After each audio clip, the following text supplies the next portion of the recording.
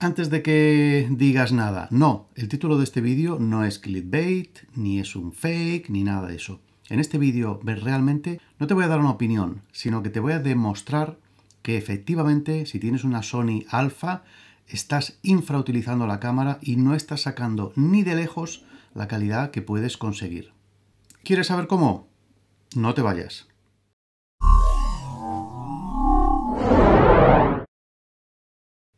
Me llamo Hugo Rodríguez, soy profesor de técnica fotográfica y en este vídeo te voy a contar varios de los entresijos más desconocidos de las cámaras Sony Alpha, principalmente de la serie A7, pero también es aplicable a la serie A1, A9 y también la serie A6000. Y es que si estás viendo este vídeo seguramente te compraste una Alpha 7, pues como por ejemplo esta de aquí, que esta es una Alpha 7R4 y bueno, es una cámara que está muy bien, da una calidad realmente fantástica. En la comunidad fotográfica son conocidas realmente por la calidad que consiguen. Realmente los sensores son buenísimos, ¿no? Ya sabemos que Sony fabrica muchos de los mejores sensores que hay en la industria. Y seguramente la compraste porque en algún momento diste el famoso salto al full frame, seguramente empujado por los comentarios que te han hecho de que no serás un buen fotógrafo si no tienes full frame, olvídate ya de esa cámara de juguete con sensor pequeño, si quieres realmente dar un salto y ser un buen fotógrafo tienes que tener full frame, etc, etc.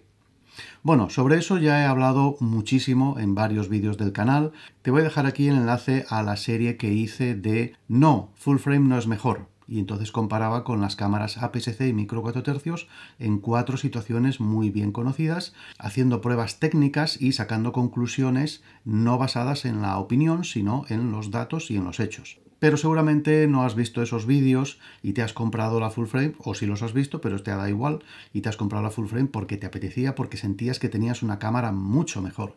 Y seguramente con ahora esa cámara full frame en las manos, miras a los, digamos, pobres poseedores de una cámara con sensor pequeño APS-C, y ya no te cuento, micro 4 tercios, pues un poco como con pena, ¿no? Como que, ¿dónde va esta gente con estas cámaras que nunca van a ser nadie y nunca van a hacer buenas fotos? Seguramente te consideras un usuario de nivel medio, medio alto o incluso nivel avanzado. Y has dado el salto de medir y exponer simplemente basándote en examinar el aspecto que tiene la foto en la pantalla de la cámara a empezar a utilizar el histograma directamente. Y además, por supuesto, disparando en RAW. Incluso puede ser que seas un usuario de nivel ya alto y estás ya no solo usando el histograma, sino utilizando la técnica de derechear el histograma, o sea, de llevarte el histograma hacia la derecha para conseguir la mayor relación señal-ruido, el mayor rango dinámico y el menor ruido posible.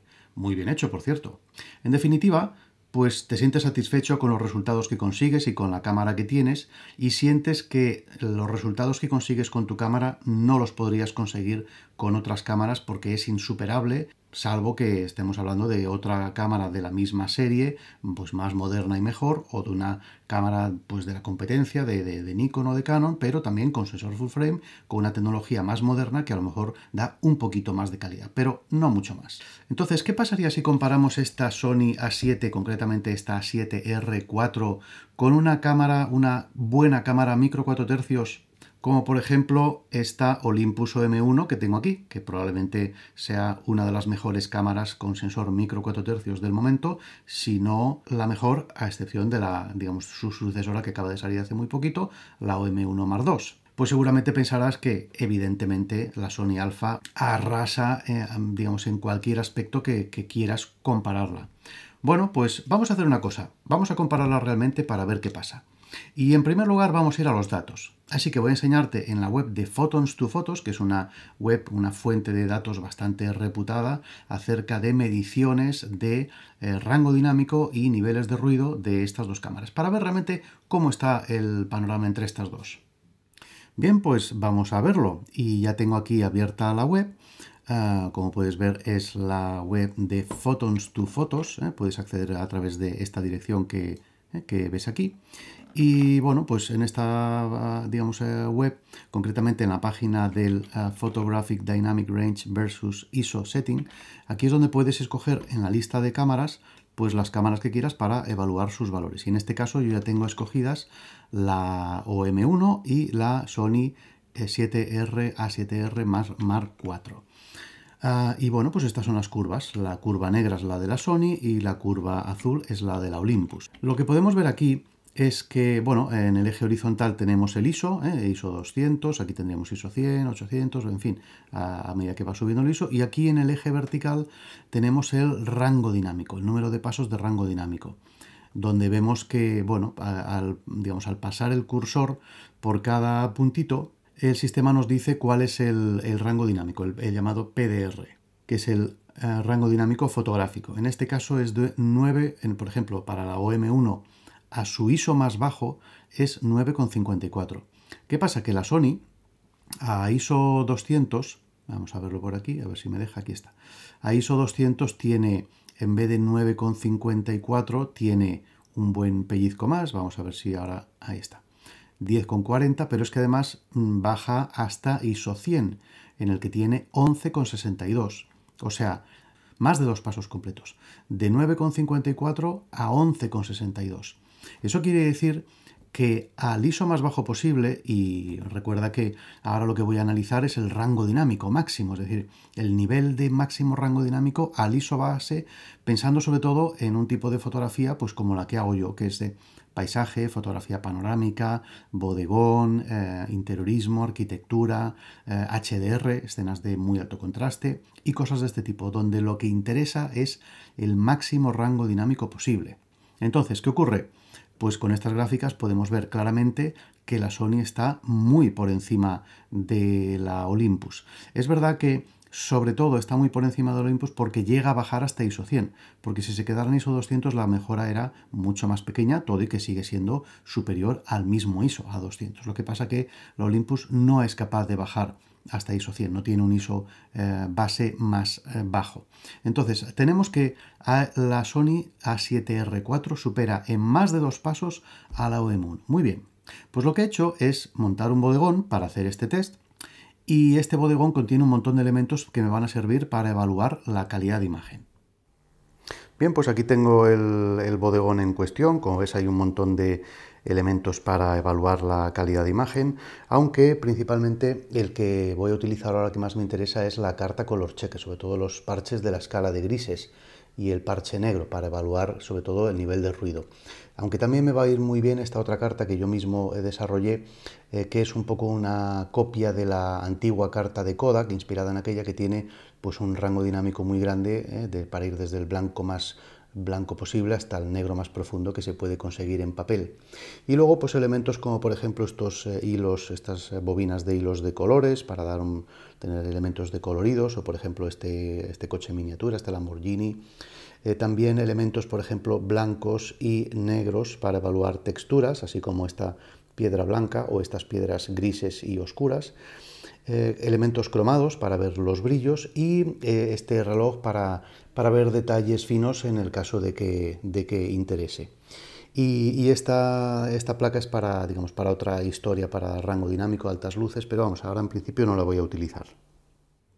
Bueno, y seguidamente he cogido las dos cámaras, las he colocado en un trípode, he colocado la iluminación, es exactamente lo mismo para ambas, es decir, el mismo bodegón, el mismo trípode, el mismo punto de vista, la misma iluminación, la misma intensidad, el mismo balance de blancos, todo exactamente igual. Y he tratado de conseguir el mejor disparo posible al mínimo ISO, tanto en la Sony como en la Olympus. Veámoslo. Bueno, pues ya tengo aquí la cámara preparada para fotografiar el bodegón, esta Sony A7R4, y voy a repasar muy rápidamente porque estoy en modo manual, por supuesto disparando en RAW con la medición matricial, y ahora mismo tengo los parámetros ajustados ya para una exposición correcta. Voy a bajar el ISO al mínimo nativo para conseguir el mínimo ruido posible, así que en este caso bajo a ISO 100. Y además voy a cerrar a F8 para conseguir digamos la mejor calidad óptica, en este caso de este 24-105G. Y voy a compensar la exposición, tal que así, para que la cámara me diga que la exposición es la correcta. Y entonces, llegado a este punto, lo que quiero es la máxima calidad posible, con la mejor exposición posible, incluso utilizando la técnica de derechear. Por eso voy a mostrar el histograma Aquí lo tengo y voy a exponer hasta que las luces se quemen. Entonces, ¿qué pasa? Que aquí, a medida que bajo la velocidad, puedo ir viendo el histograma, pero en realidad hay un truco para poder ver cuando las altas luces se queman.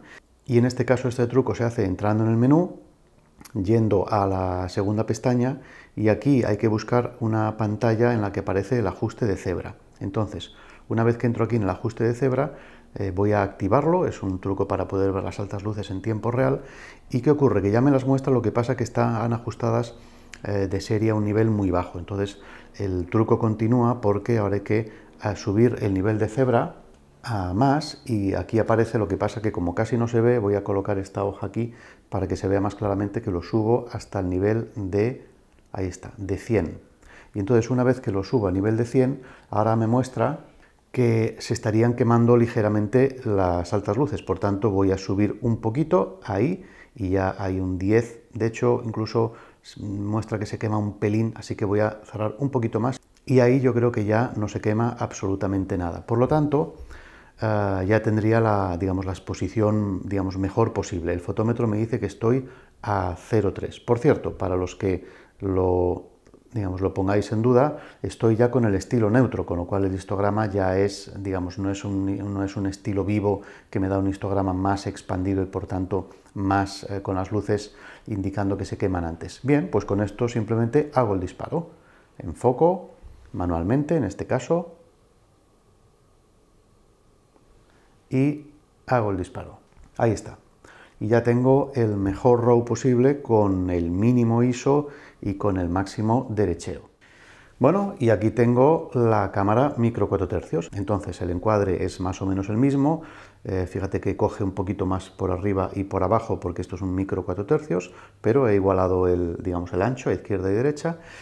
Y en cuanto a los parámetros de cámara, pues bueno, básicamente aquí se puede ver ISO 200, que es el mínimo nativo, que es un ISO mucho más alto que el de la Sony, es un paso más de ISO, por tanto pierde, ahí tiene, digamos, está en peores condiciones la Olympus. Está disparando en formato RAW y bueno, pues en este caso con estos parámetros de exposición manual y 5.6, no voy a cerrar más.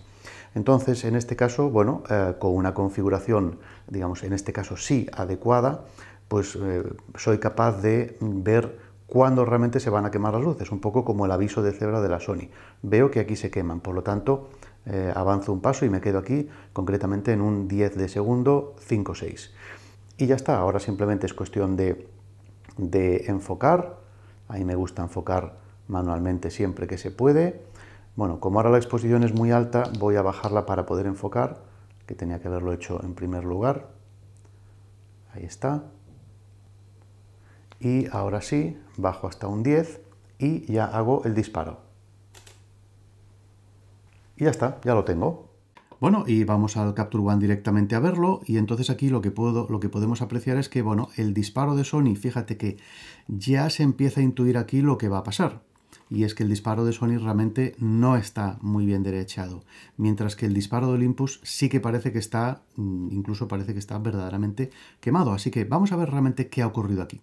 Lo primero que voy a hacer aquí es cancelar en ambas la reducción de ruido, es decir, voy a cancelar el algoritmo de reducción porque quiero ver todo el ruido que hay en estos dos disparos, tanto en el uno como en el otro, así que no quiero ningún algoritmo.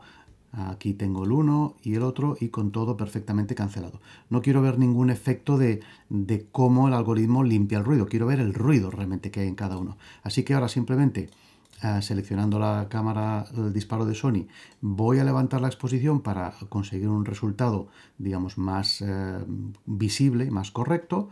Voy a levantar así, y en el de Olympus, que está muy alto, voy a bajarlo para también un poco igualar el tono, para que tengan un aspecto más o menos similar entre ambas. Y ahí veo que, bueno, salvando pequeñas diferencias de encuadre, en cuanto a tono están muy similares. Así que ahora selecciono ambas, amplío al 100%.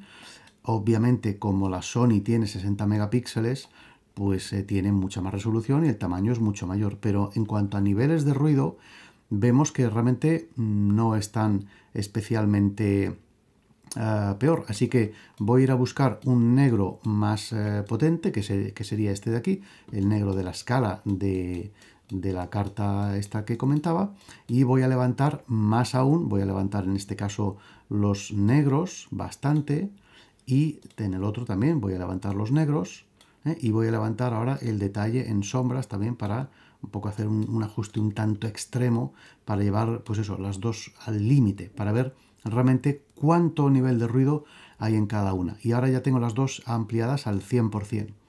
Y bueno, ¿qué puedo ver aquí? Pues supongo que estás viendo lo mismo que yo, ¿verdad?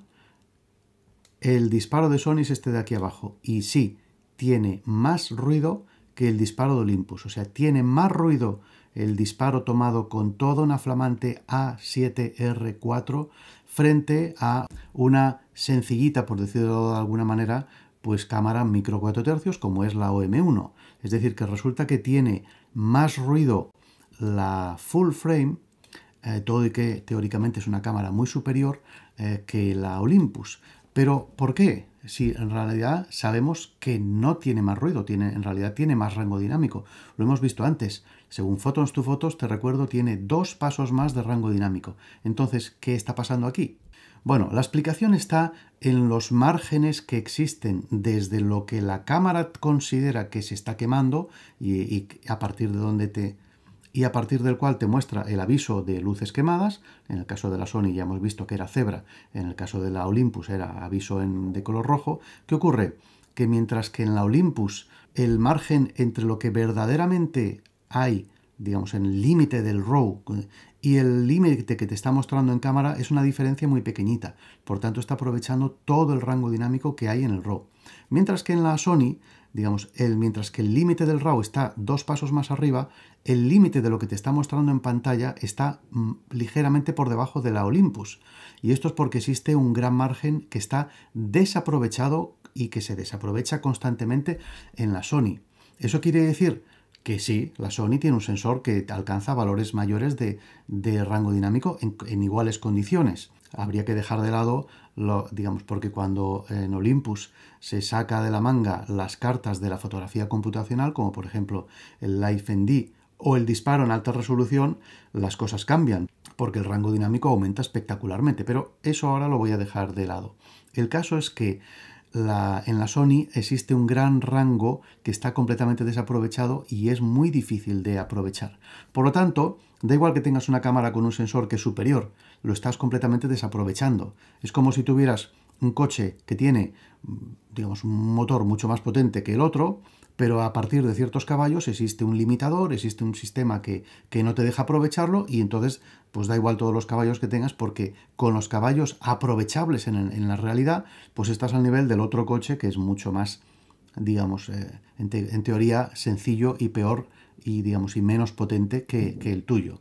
Y por cierto, ya que mencionaba lo de la foto computacional y viendo la gran diferencia de tamaño de imagen que existe entre la Sony y la Olympus, que claro, la Sony llega a 60 megapíxeles, mientras que la Olympus se queda en 20 y por tanto hace un disparo cuya imagen es muchísimo más pequeña. Pero resulta que la OM1 y muchas otras Olympus tienen un sistema de disparo que se puede usar tanto en trípode, incluso a pulso, que es capaz de multiplicar por 2 la resolución, llegando a tener 80 megapíxeles. Y sí, no me he equivocado, no, de 20 megapíxeles, duplicando la resolución, llegas a 80 megapíxeles.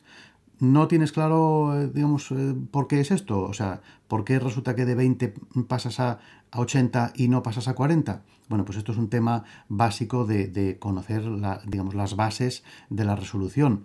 Y esto, por cierto, lo explico con mucho detalle en mi guía de la imagen digital para fotógrafos con prisa y en mi guía completa de la imagen digital. Ahí dedico varios capítulos completos y muchos minutos de vídeo a explicar con todo lujo de detalles todo lo relacionado con la resolución, las resoluciones de entrada, de visionado, de impresión, de salida, de captura, en fin, todos estos aspectos. Así que si necesitas ayuda con ese tema, pues te recuerdo que en mi nueva escuela de fotografía online tienes el curso disponible además a un precio imbatible ahora mismo. Te dejo el enlace aquí. Volviendo al Capture One, te voy a enseñar porque aprovechando que tenía ya la cámara en trípode, hice un disparo que, digamos, que no es este, sino que es este, en el que voy a, de hecho, aplicarle exactamente los mismos ajustes que ya tenía aplicados en el, digamos, al otro disparo, así que así no tengo que perder tiempo. Le voy a aplicar esto y así tengo exactamente lo mismo. Pues bien, si ahora comparamos el disparo de esta Olympus en modo de alta resolución, aquí lo tengo a la izquierda, con el disparo de la Sony, vemos que el Olympus tiene muchísimo menos ruido y un tamaño un poquito mayor, porque ahora ya estamos comparando 60 megapíxeles de la Sony con 80 de la Olympus. Y ojo, que a nivel de detalle, fíjate el nivel de detalle y la definición, el nivel de detalle en ambas es espectacular, pero el del Olympus es incluso un poquito más grande. Pero incluso, fíjate, porque ahora, aunque me estoy yendo un poquito por la tangente, fíjate la diferencia de calidad, por ejemplo, disparando, ojo, que aquí lo puedes ver, disparando con la Olympus a 5.6 y con la Sony a f8. Y fíjate, por ejemplo, el detalle a nivel, por ejemplo, de este coche, cómo aparece, pues eso, el detalle, el nivel de definición y la calidad en el caso de la full frame a la derecha y en el caso de la micro 4 tercios a la izquierda. Así que, bueno, quizás deberías de replantearte esas ideas preconcebidas con las que a lo mejor ya te compraste tu Sony Alpha 7 o tu full frame y estás, pues eso, un poco equivocado en cuanto a que te has dejado llevar por lo que te han dicho gente que a lo mejor no tenía los suficientes conocimientos técnicos y los suficientes datos para aconsejarte con datos en la mano. Te recuerdo nuevamente que puedes ver esa serie de vídeos que publiqué hace ya un tiempo. Te dejo el enlace abajo en la descripción, ya que arriba ya no lo puedo dejar por segunda vez, y donde puedes informarte con datos más concisos acerca de esto. Y entonces la cuestión es, vale, muy bien, ya hemos visto que en este sentido la Olympus es capaz de ganar a la Sony incluso en el terreno donde la Sony arrasa, que es digamos, alto rango dinámico al ISO base. Pero entonces, ¿se puede mejorar de alguna manera la Sony? Pues mira, la buena noticia es que sí, porque con determinados cambios en la configuración de la cámara, cambios que me ha llevado mucho tiempo descubrir y que son el resultado de concienzudas y muy meticulosas pruebas y análisis que he tenido que hacer durante un tiempo hasta conseguir averiguar una única forma en la que con la Sony A7 y con muchas otras Sony de esta serie puedes mejorar muchísimo digamos, esa calidad de la captura. ¿Por qué?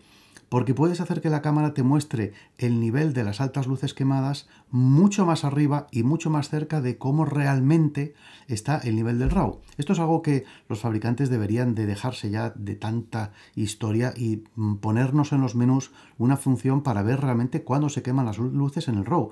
Porque todo esto tiene que ver con el hecho de que, quizás ya lo sabías, de que los histogramas que estás viendo en cámara en realidad no son los del RAW, son los del JPG, y ahí hay muchas variables que están incluidas. Entonces es una cosa que no tiene sentido, porque cuando estás disparando en RAW no tiene ningún sentido ver el histograma del JPG, pero pasa así. Esto lo explicaba con mucho detalle en mi libro de captura digital y revelado en RAW, y lo explicaré también con muchísimo detalle en mi próximo curso de captura digital y revelado en RAW, digamos versión 2024, que sacaré online en mi nueva escuela. Pero el caso es que ahora te voy a mostrar qué se puede llegar a conseguir con estos cambios en la configuración de la cámara. Vamos a verlo. Bien, pues haciendo toda una serie de configuraciones, de cambios en la configuración de la cámara, resulta que ahora tengo otros parámetros de cámara completamente distintos y con la misma luz, todo exactamente igual que antes, pero ahora el aviso de altas luces resulta que me va a permitir bajar la velocidad, fíjate, a un 10, un octavo, un sexto, todavía no se queman, un quinto, un cuarto y a un tercio. Aquí es donde empiezan a quemarse. Quiere decir que a un cuarto de segundo es donde verdaderamente están los límites de saturación de blancos en el sensor, y esto me va a permitir conseguir una diferencia de un paso y un tercio con respecto al disparo que había hecho antes, que creía que estaba derecheado. Así que voy a disparar ahora y ahí va. y ahora el aviso me dice que se están quemando muchísimo las altas luces, pero vamos a comprobarlo directamente en el RAW a ver lo que realmente está pasando. Bueno, y como puedes ver, he podido disparar unas velocidades muchísimo más bajas y pudiendo aprovechar pues muchísimo más el rango dinámico. Y es que realmente, si ahora vuelvo al Capture One y analizo los disparos, y ahora aquí ya tengo el último disparo que acabo de hacer, que como has podido comprobar, está tomado a 1/4 de segundo. Fíjate que de 1/4 de segundo a 1/13 de segundo hay una diferencia de más de un paso completo. ¿Qué ocurre? Que si yo ahora en este de aquí resulta que le levanto también las sombras para ver todo el detalle, la diferencia que se puede notar es, bueno, es bastante clara, o sea, se aprecia muy claramente una mejoría importante, bastante importante. Fíjate que tal como, digamos, ya era de suponer con este salto de más de un paso completo, el nivel de ruido también baja más de un paso completo, es decir, baja no a la mitad, sino a un poco menos de la mitad. En este punto sí que la Sony realmente superaría a la Olympus. El tema está en que prácticamente no hay nadie que sepa hacer esto. Pero todo esto te lo explico con mucho detalle en mi nuevo Sony Camera Master Course, que es el último curso que acabo de lanzar en mi, además también nueva, escuela de fotografía online que acabo de estrenar. Y en este curso te cuento infinidad de aspectos sobre cómo configurar y aprovechar tu Sony Alpha. En este caso, por cierto, este curso está orientado a cámaras Sony de la serie Alpha, tanto A7 como A1 y A9, y también las cámaras de la serie A6000, hasta finales de 2019, principios de 2020, concretamente hasta la Sony A9 II, este modelo incluido, puesto que el modelo que sacaron después, que si no recuerdo mal fue la A7 IV, tuvo un rediseño completo de los menús, y aunque las funciones son esencialmente la misma, lo que pasa que con un poco un refrito de los menús para que sean, pues eso, con una organización mejor, este curso está hecho, digamos, utilizando cámaras con los menús anteriores a esta renovación. Y en este curso de más de 8 horas y media te explico multitud de aspectos sobre cómo puedes verdaderamente aprender a configurar a fondo tu cámara para que puedas llegar a un nivel de conexión. Porque en fotografía, puesto que es un arte, está claro que hay una parte que es artística, pero es un arte que solo se puede conseguir con herramientas tecnológicas, en este caso las cámaras, ¿no? ¿Qué pasa? Que, al igual que pasa con otros artes en las que hay que usar herramientas, y ahora, por ejemplo, no me estoy refiriendo a la pintura, que tampoco tiene mucha ciencia, digamos, los pinceles y las pinturas y los lienzos, hombre, tiene su variedad, pero me refiero, por ejemplo, pues a algo como podría ser pues tocar la guitarra, por ejemplo, o tocar algún instrumento complicado, que requiere, por supuesto, que tengas algo dentro que quieres contar y que quieres expresar, pero también requiere que sepas manejar ese instrumento. Y, por ejemplo, yo he tocado guitarra hace años y no es fácil. O sea, tiene una curva de aprendizaje muy larga y no es lo mismo tocar una guitarra pues de 30 euros que una de 300 o una de 3.000 euros, y un poco la destreza y el practicar y practicar y conocerse la guitarra y saber de música es importante para poder llegar al punto que es ese punto tan especial en el que notas que a partir de ese momento las cosas empiezan a fluir, es decir, lo que tienes dentro de la cabeza empieza a fluir y empieza a salir por la cámara y empiezas a verlo en la pantalla de la cámara y bueno, impreso en papel en el caso de que lo imprimas o en la pantalla del ordenador, de forma que empiezas a conseguir plasmar eso que tenías en la cabeza en píxeles reales. Y eso no es fácil de conseguir, lleva tiempo. Y por supuesto requiere de aprender iluminación, composición, ver fotos de otros para tomar ejemplo, inspirarse, en fin, todo eso por supuesto es muy importante.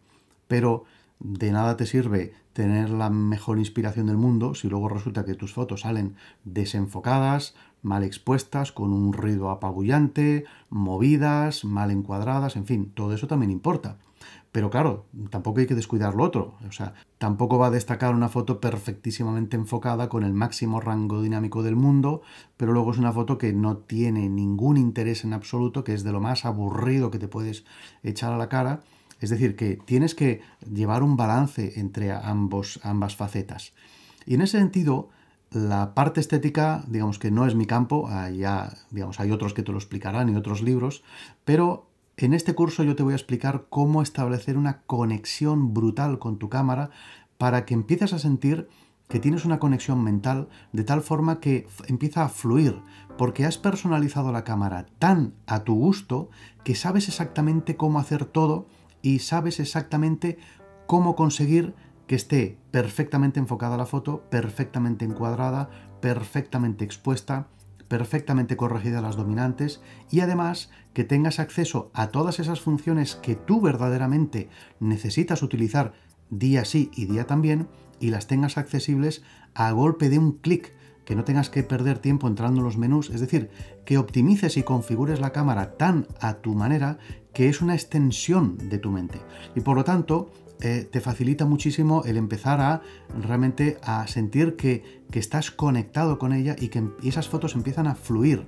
Pues bien, este curso de más de 8 horas de duración, en el que, créeme, he dedicado una montaña de horas planificando meticulosamente qué funciones explicar, cuáles no, en el que además no es un curso en el que simplemente te explico un recorrido de los menús de la cámara de izquierda a derecha y de arriba a abajo, como hacen muchos otros tutoriales y cursos, sin menospreciar a nadie, que quede claro. Pero en mi caso la organización no es así. He organizado el curso por momentos fotográficos, es decir, de una forma fotográfica natural, o sea, el momento del encuadre, el momento de enfocar, el momento de medir la exposición, el momento de corregir las dominantes, el momento de configurar la captura y el momento del disparo y luego el momento de la revisión post disparo, de forma que el curso te lleva de una forma natural de principio a fin para que aprendas a configurar todos los aspectos de la cámara, todos aquellos que son verdaderamente importantes y aprender a prescindir de lo que no es realmente importante para que sepas realmente cuáles son los mejores ISOs de tu cámara para utilizar, cuáles son los que tienen mejor rango dinámico, cómo enfocar realmente bien y cómo saber si has enfocado realmente bien. No solo durante el momento de la captura, sino después, en la verificación de la foto. En fin, multitud de aspectos de todo tipo donde te explico algunos trucos completamente inéditos, como por ejemplo el que te he contado en este vídeo. Cómo conseguir que las altas luces en cámara te muestren dónde está el límite, no de los JPGs, sino del RAW. Y pudiendo ganar, como has visto, que te he demostrado en este vídeo, pues incluso un paso y un tercio completo de ganancia total en rango dinámico y en ruido. Evidentemente en fotografías de acción no lo vas a poder utilizar, pero siempre que tengas unos cuantos segundos para poder, digamos, hacer esto, tampoco lleva mucho tiempo y sobre todo si aprendes a optimizar la cámara con mi Sony Camera Master Course, pues podrás conseguir un nivel de verdad que no has visto hasta ahora, créeme. Además, claro, ahora este vídeo pues es referido a Sony, pero no te preocupes porque en preparación tengo los cursos de las cámaras Sony con menús modernos y cursos para Canon, para Nikon, para Fuji, para Olympus y Panasonic. Pero bueno, poco a poco irán llegando. Además, este curso está creado con el mismo sistema audiovisual que he utilizado, que has visto en este vídeo, de calidad profesional y con el que podrás ver, porque por ejemplo, cada vez que te enseño cómo configuro la cámara, no te mostraré, como pasa con muchos vídeos que te encuentras por YouTube y otros cursos y tutoriales, pues que ponen la cámara encima de la mesa y entonces se ve el teclado con todos los cables sobre la mesa, o el típico caso del primer peluche que me encuentro en la habitación de mis hijos, lo planto ahí delante de la cámara y entonces ahí te muestro pues un poco de cualquier manera cómo es el menú de la cámara. No, tampoco además te mostraré los menús de la cámara capturados vía la salida HDMI, de forma que no se me ven mis manos donde hay que tocar ni configurar la cámara, sino que, como has visto, te enseño con mi propia voz en tiempo real, con las manos en la cámara, enseñándote qué botón hay que pulsar, cómo se entra en ese menú y cómo se configura todo y además con un bodegón bien preparado para la ocasión, no con peluches, ni con teclados, ni con nada de este tipo. Y no solo eso, sino que además al final del curso podrás descargarte configuraciones personalizadas para fotografía de acción, para fotografía de street photo y viajes, para fotografía de retrato y para fotografía de paisaje y fotografía tranquila, o sea, paisaje, panorámica, interiorismo. Además, estos settings que te recomiendo, que te podrás descargar y cargar en tu cámara, los he consensuado, el de paisaje, por ejemplo, y panorámica no, porque es el tipo de foto que yo conozco muy bien, pero, por ejemplo, en fotografía de acción o fotografía de street photo o de viajes o de retrato, que en su día los probé, pero digamos hace ya muchos años que no los hago, los he consensuado con fotógrafos muy experimentados que me han digamos explicado cuáles son un poco sus inquietudes y cuáles son sus necesidades a la hora de hacer este tipo de fotos, de forma que están consensuados por profesionales de primer nivel, créeme, para, pues eso, brindarte la información de máxima calidad posible. Así que, bueno, espero que te parezca muy interesante. Me gustaría que eches un vistazo al curso. Por supuesto, te voy a dejar el enlace aquí y debajo en la descripción. Además, el curso lo tienes por un precio imbatible de 34,95, que créeme, un curso de 8 horas y media con información de semejante nivel por este precio, yo creo que además es que no solo la calidad es altísima y el nivel de conocimientos, sino que encima la relación calidad-precio yo creo que también es altísima. Así que creo que no se puede ofrecer más. Te puedo, por cierto, asegurar que antes de grabar el primer clip de todo el curso ya había dedicado entre 40 y 50 horas solamente a estudiar qué funciones ofrece cada marca de cámara y cómo organizar y planificar meticulosamente para separar marca por marca todo eso por los momentos fotográficos. Y te puedo decir que en este momento que digamos, he terminado el primer curso de la serie, que es este de Sony, digamos, modelos hasta 2020, en la carpeta donde he grabado todos los clips que he necesitado para este curso, más otros que ya he grabado de otras cámaras, ahora mismo tengo más de 900 clips de vídeo, ojo, que se dice rápido, y cerca de medio terabyte, o sea, cerca de 500 gigabytes solamente en ficheros de vídeo, pero en todo caso todo eso es para que puedas disfrutar de el que estoy seguro que es el curso más avanzado de cámara que puedes encontrar ahora mismo en internet y probablemente el único que aborda esta temática desde este punto de vista y con este nivel de profundidad. Me atrevo a asegurar que no hay ningún otro en todo internet de este tipo. En todo caso, te invito a que eches un vistazo y estoy seguro de que si decides adquirirlo te va a sobrepasar tus expectativas, como eso espero. En fin, no me enrollo más, eso es todo, espero que te haya parecido muy interesante. Me gustaría leer tus comentarios, a ver qué te parece esto que te he contado y qué te parece si echas un vistazo al Sony Camera Master Course y a mi nueva escuela. Te agradecería los comentarios. Estoy abierto, por supuesto, a todas las críticas, eso sí, siempre que sean constructivas. Y si crees que es suficientemente interesante, por favor, compártelo con tus amigos y conocidos en tus redes sociales. Y recuerda, la técnica no es el fin, es el camino, lo cual quiere decir que la técnica está muy bien y es muy necesaria. Y como he explicado, la técnica y la estética tienen que estar siempre pues, con un cierto balance. No puede ser que la técnica la tenga súper bien y la estética súper mal o súper descuidada o viceversa. Entonces, pero eso sí, lo que hay que tener claro es que la técnica siempre está al servicio de la estética. Y como dijo el bueno de Ansel Adams, sin técnica no hay arte. Así que la técnica tiene que estar ahí, pero es para lo que es, para servir a la estética. Y eso es precisamente lo que he tratado de mostrarte con este vídeo y con el curso que aquí te presento. En fin, no me enrollo más, hasta el próximo vídeo, espero que te haya gustado. Si te ha gustado, déjame un like que me ayudará mucho y nos vemos en el próximo vídeo. Hasta luego, adeu. Si te ha gustado este vídeo, te invito a que eches un vistazo a mi página web, donde puedes ver los cursos que imparto, los libros de fotografía que he publicado, las cartas de color o mis servicios de asesoramiento y calibración en temas de gestión de color, así como mi galería de fotos.